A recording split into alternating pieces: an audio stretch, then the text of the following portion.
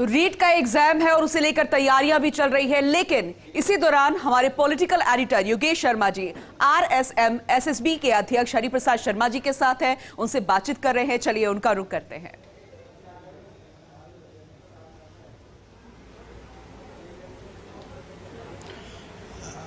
देखिए पूनम, सबकी नज़रें हैं रीट पर और आपको ध्यान ही है कि ये पूरा एग्ज़ाम है अपने आप में इतना महत्वपूर्ण है। राजस्थान सरकार के लिए एक बड़ी चुनौती भी है। हमारे साथ हरिप्रसाद जी हैं, हम उनसे बात करेंगे। एक पूरी तरह आपके जिम्मे ये पूरी परीक्षा का कोऑर्डिनेशन है, आप इसको निर्देशित करेंगे।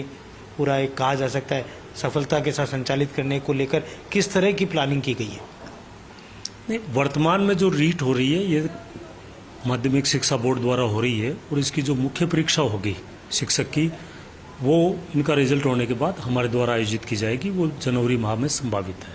किस तरह की तैयारियों को लेकर एक कहा जा सकता है, क्योंकि बड़ा टास्क रहता है और जिस तरह के घटनाक्रम पहले हुए तो सफलतापूर्वक किस तरह इसको आप कंडक्ट करेंगे? निश्चित रूप से जब ये आती है तो इसमें बेसिक चीज़ें ये होती है सबसे महत्वपूर्ण कि किसी भी दृष्टि से जो पेपर होता है क्वेश्चन पेपर, वो माफियाओं के द्वारा उसके लीक होने के प्रयास, इनको सुनिश्चित करना कि वो इस प्रकार की किसी कोई कार्रवाई अवैध रूप से नहीं हो पाए।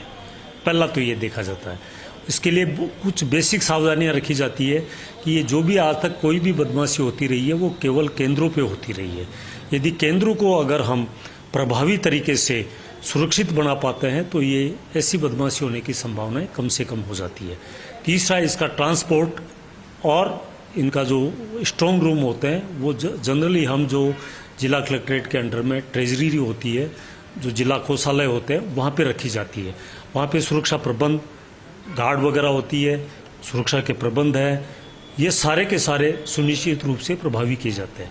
इवन जिन प्राइवेट स्कूलों में जिनके सेंटर होते हैं, उन प्राइवेट स्कूलों में अगर यदि कोई प्राइवेट केंद्र अधीक्षक है तो उसके नीचे एक सरकारी उनके सहायतार्थ ऑब्जर्वर रखा जाता है जो ऑब्जर्व करता है। उन सब के सामने वीडियोग्राफी होती है। ये पेपर जिस समय खोला जाता है और डिस्ट्रीब्यूशन होता है, वो प्रत्येक कमरे में इन्विजिलेटर होता है। एक अगर प्राइवेट होता है तो एक सरकारी सुनिश्चित किया जाता है। तो ये कुछ बेसिक चीज़ें हैं जिनका अगर पूरी तरह से पालन सुनिश्चित होता है तो निश्चित रूप से बदमाशी होने की या किसी प्रकार की गड़बड़ी होने की संभावना नहीं रहती है।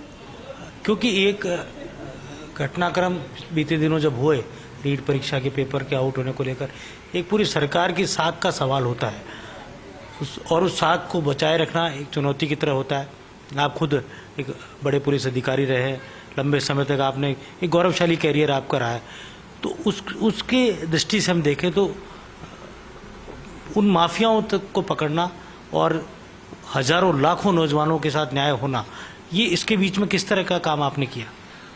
हमें तो अब तक जो हमने कर्मचारी चयन बोर्ड द्वारा जो परीक्षा आयोजित की गई है, जिनमें 35 से ज़्यादा पेपर कराए गए, उनमें अभी तक किसी भी प्रकार की कोई गड़बड़ी होने 1% भी नहीं पाई गई।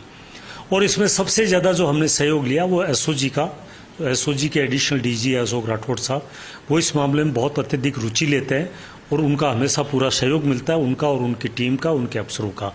इसी प्रकार से जिन जिलों में परीक्षा आयोजित होती है वहाँ के पुलिस अधीक्षक साहिबान हैं, उनसे मैं व्यक्ति से मेरी बातचीत होती है और हमें कर्मचारी चयन बोर्ड की परीक्षाओं में अधिकतम सहयोग पुलिस विभाग का और एसओजी का प्राप्त हुआ है। और उसका हमें फ़ायदा ये हुआ कि जब भी किसी परीक्षा के अंदर किसी भी प्रकार की बदमाशी की आशंका है तो प्रिवेंटिव एक्शन, निरोधात्मक कार्रवाई के रूप में ऐसे माफियाओं और बदमाशों के खिलाफ परीक्षा होने से पहले ही कार्रवाई कर ली गई पुलिस विभाग द्वारा और एसओजी द्वारा।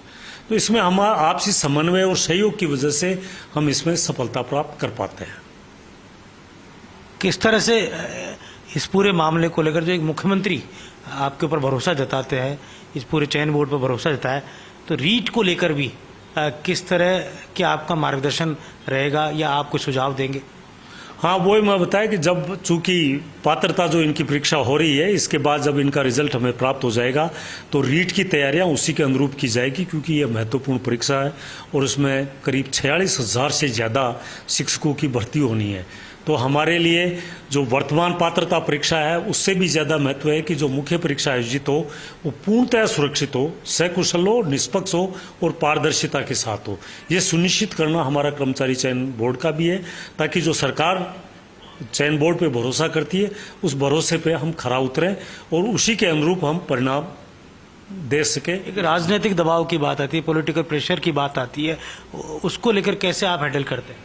मैं आपको बता दूं कि मेरा पूर्ण अनुभव है कि कर्मचारी चयन बोर्ड की भर्तियों के मामले में राजस्थान में किसी भी प्रकार का राजनीतिक दबाव नहीं पाया गया होता है, और यदि कोई बात कहता भी है और उनको तथ्यात्मक रूप से समझा दिया जाता है तो वो पूरी तरह से समझ जाते हैं, सहमत हो जाते हैं, कोई दिक्कत नहीं आती है। ये कोई ज़्यादा समस्या नहीं है। सबसे बड़ी समस्या है केवल सुरक्षित रूप से परीक्षाएं आयोजित करवाना, समय पे उनका रिजल्ट तैयार करना, जिससे कि बच्चे शिक्षित बेरोजगारों को, जो योग्य लोग हैं, उनको निष्पक्षता के आधार पर नौकरी प्राप्त हो सके। यह हमारा प्रमुख मोटो है। कुछ दिनों पहले जब पेपर लीक हुए थे तब पूरी राजस्थान की गहलोत सरकार पर आँच आई थी और विपक्ष को मौका मिल गया था, और इसके साथ ही कई आंदोलन भी युवा वर्ग ने खड़े किए। लेकिन कर्मचारी चयन बोर्ड पर भरोसा जताते हुए सरकार ने कई टास्क सौंपे और हरिप्रसाद शर्मा उस टास्क में सफल अब तक सिद्ध हुए हैं, और आगे भी जिस तरह का ये जीरो टॉलरेंस नीति पर काम कर रहे हैं, किसी भी तरह का कोई भी काजस्ता, कोई लीकेज नहीं हो, कोई गड़बड़ी नहीं हो और पूरी तरह सुनियोजित ढंग से परीक्षाएं संचालित की जाए, इस दिशा में कर्मचारी चयन बोर्ड आगे बढ़ रहा है, भर्तियों की दिशा में आगे बढ़ रहा है, तो ये रिजल्ट्स भी उसी अनुरूप जा रहे हैं। कैमरा जर्नलिस्ट इकबाल के साथ योगेश शर्मा, फर्स्ट इंडिया, जयपुर।